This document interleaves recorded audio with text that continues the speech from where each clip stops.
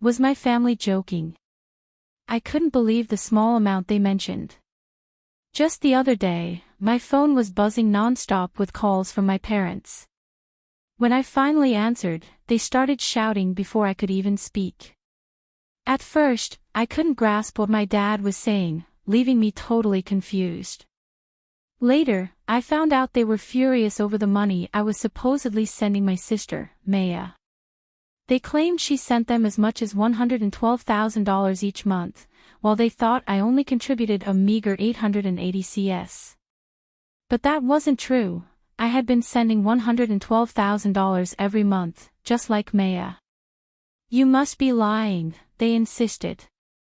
Maya, with her modeling career, makes more than you. She sends us $112,000 a month. We are so disappointed in you. Maya is so thoughtful, my father grumbled, clearly upset. My mom joined in too, criticizing my lifestyle. Do you think it's okay to just live on your own, splurging your money? Why can't you be more like your sister? She cares about us so much, she sighed heavily. I've always felt that they favored Maya. She was stunning, turning heads wherever she went, while I was often overlooked. People always compared us, praising her beauty and joking about how plain I looked next to her. From a young age, it was clear to everyone that Maya was destined for success in acting or modeling. My parents doted on her, always making sure she had the newest, trendiest clothes and enrolling her in any class she wanted. Meanwhile, I made do with hand-me-downs and no classes at all. Maya grew up spoiled and entitled, believing that what was mine was also hers. She would take my things without asking, and when I protested, my parents would just tell me, "Let it go, Fiona. She's younger. Be a good older sister." They dismissed my feelings so easily, always siding with her. Over the years, this favoritism only got worse.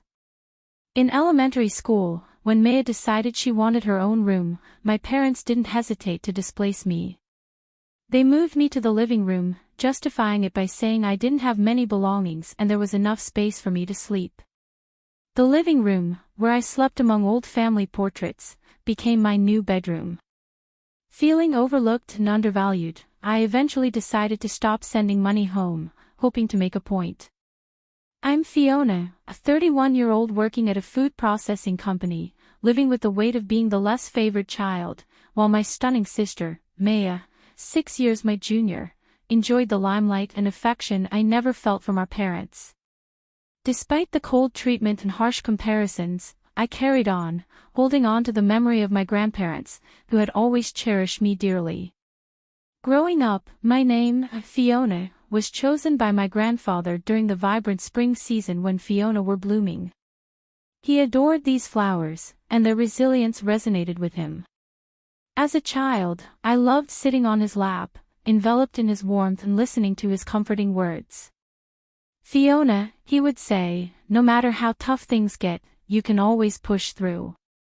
After hardships, happiness will bloom again, just like an amanthus in spring. These words from my grandfather came back to me often, especially during difficult times. As I grew older, it became evident that my parents treated me and Maya very differently. I never really felt at home in my own house. When I expressed my dream of becoming a school nurse and wanted to discuss university entrance exams, my parents immediately dismissed the idea. "We can't afford university fees for you. Think about your sister, Maya. We need to save for her future," they insisted. Though financially, we were an average family, not struggling by any means, my dreams were pushed aside to prioritize Maya's aspirations. After high school, while Maya went off to a prestigious university, I entered the workforce, landing a job at a small to medium-sized company a few train stops away from home. Eventually, I moved out and rented a small studio apartment near work. It was a relief to be on my own, away from the constant comparisons and favoritism at home. Maya, meanwhile, flourished at university and was soon scouted by a talent agency during a shopping trip with friends. My parents were over the moon, constantly talking about her modeling career. One day, Maya called me, her voice full of excitement and gratitude. "We owe everything to Mom and Dad," she said. "Let's start giving them $12,000 each month to show our appreciation." The amount shocked me. $112,000 was a lot of money. While modeling might pay well, I was only making about $66,000 a month at my job. If I agreed, I'd have to cut my expenses drastically, and even then, I'd need to find extra income. Reluctantly, I decided to take on weekend work as a security guard at a construction site. The job paid well but was physically grueling. Summers were scorching, and winters were bitterly cold. Many times, I thought about quitting.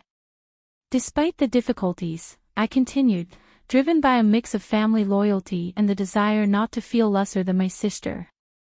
Deep down, I clung to my grandfather's words, hoping that after these hard times, happiness would once again bloom for me, just like the Amandas of spring.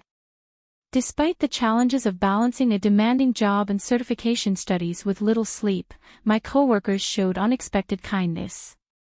They often bought me drinks and food, realizing the effort I was putting in. I was doing everything I could to save money, cutting back on eating out and other unnecessary expenses, but reaching the monthly $112,000 I promised to send home was still a stretch. Determined to boost my income, I decided to earn a professional certification. I dedicated every spare moment to studying, the days blurring into a fast-paced mix of work and learning. In this hectic schedule, I missed several calls from my parents. When I finally had a moment to call them back, I was met with immediate anger. "You are horrible. What do you think of us?" my father yelled as soon as I answered, with my mother's voice echoing in agreement in the background. Confused, I asked, "What's wrong? Are you talking about the money I send?" I couldn't understand their anger. "Do you know how much Maya is sending? $112,000. And you send just 80 cents. Are you mocking us?" my father accused. "That's impossible. I am sending $112,000 monthly." I replied firmly, shocked by their claims.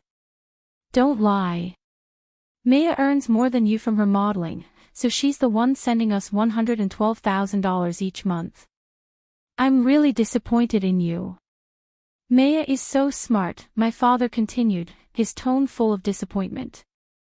My mother chimed in, criticizing my lifestyle and accusing me of not caring about the family as much as Maya did. I was dumbfounded, overwhelmed by sadness, and unable to articulate a response. Then, it dawned on me, there had been a huge misunderstanding. Previously, Maya had suggested we keep our contributions anonymous under the pseudonym Rainbow. At the time, I didn't realize that Maya's stage name was Rain. It turned out that the transactions of 80 cents were mistakenly recorded under my name, Fiona, while Maya was credited with the $112,000 contributions. Before I could explain the mix-up, my parents declared, "We don't need your mocking 80 cents, and hung up. I felt a mix of anger and betrayal toward Maya for not clarifying our arrangement, leaving me sleepless and filled with turmoil. Unsure whether to continue sending money, I decided to seek advice from my high school friend, Ember, who worked at a consulting firm.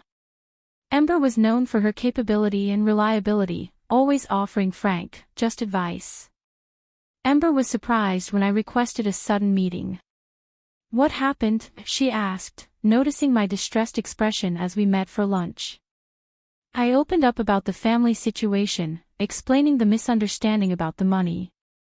After hearing my story, Ember responded thoughtfully, "Are your parents struggling financially? Aren't they still in their 80s? She was also stunned by the $112,000 amount and mentioned, "It seems like they have debts. It's money spent on you both. But you didn't even go to university, right? Isn't it mostly on Maya? And your dad is still working too. There's no need to send $112,000 a month. It's unimaginable that they suddenly need that much money when they've been living just fine so far.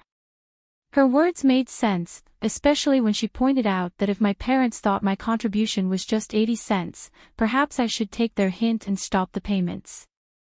"You're too kind, Fiona. You shouldn't let yourself be pushed around," Ember advised. Her words struck a chord with me, and I resolved not to be swayed so easily by family pressure. 3 months later, my phone rang incessantly one morning. It was Maya, clearly angry. "Why haven't you been answering your phone all morning? And why did you stop sending money on your own? What were you thinking?" she demanded, her frustration evident. Overwhelmed by my own life challenges and financial struggles, I felt the weight of her accusations. I had learned from Ember that Maya's so-called financial contributions were more about maintaining her pride and our parents' extravagant habits rather than necessity. Ember, who was also an acquaintance of a friend of Maya's, had been discreetly gathering information for me. She discovered that Maya frequently splurged on clothes and cosmetics, complaining to her friends, "My big sister is my source of funds, so I rely on her money. Lately, I've been struggling because I don't have money from my sister. I might have to cut back on facials and cosmetics for a while." It also came to light that my mother was indulging in luxury brands, and my father was not working, but gambling. Supporting their wasteful lifestyles with my hard-earned money felt absurd. "Do you think I don't know? Dad is working, so my money isn't needed, right?" I confronted them. Later, my parents approached me after the $112,000 monthly payments had stopped. They had finally talked to Maya, who, through tears, admitted that she hadn't been making nearly as much as she claimed and that she was a burden on her modeling agency. Despite her cute appearance, she lacked talent in singing or dancing, which hindered her success in the entertainment industry. Her modeling gigs were sporadic and low-paying, often for inexpensive online catalogs. The truth of her situation led to a sharp turn in my parents' attitudes. "We've been strict with Maya. You don't worry, just continue sending money as before," they said unapologetically, demanding the 3 months of payments I had withheld. Their audacity astounded me. They even added, "We've prepared for 3 months, so please deposit it when you can. You are reliable, after all." Their unrelenting greed prompted me to question them further about their financial status, something that had been nagging at me. "I heard from Maya that there was some debt. Is that true?" I inquired, seeking clarity on the family's financial matters. "Debt? There's no way. We covered the tuition with your grandparents' inheritance," they responded dismissively. This conversation revealed the deep discrepancies between what I was led to believe and the reality of my family's financial and moral landscape. It became clear that I needed to make decisions based not just on familial obligation but on a fair assessment of actual needs. My father confidently dismissed Maya's claims about our parents having debt. "That's nonsense," he said. "We just need a little extra for shopping," my mother added casually. It was clear they were financially stable, relying on my father's salary without actually needing my contributions. "If money isn't an issue, why doesn't Maya get a full-time job?" I asked, my frustration mounting. My father's expression darkened. "Is that how you speak to your parents? I didn't raise a daughter to be so disrespectful." My mother nodded in agreement. "We don't need a daughter like you if this is how you're going to act." Then came the final blow. "We'll just use the inheritance your grandfather left for you," they threatened. "You're no longer part of this family." I stood frozen, their words cutting deep. They were willing to sever ties over money. As they walked away, I broke down, feeling utterly disposable. 3 months passed in silence before my doorbell rang. Standing there were my parents and Maya. I hesitated before opening the door, taken aback by their exhausted, worn-out appearances, a stark contrast to how I had changed. Since our last encounter, I had worked hard to earn a business consultant certification, significantly boosting my salary. Ember had helped me secure a leadership role at a consulting firm, and for the first time, I was thriving. I even considered moving into a better apartment closer to work. "What's with the luxury?" my parents and Maya asked, their eyes scanning my nicer clothes and healthier appearance. Before I could answer, they launched into demands.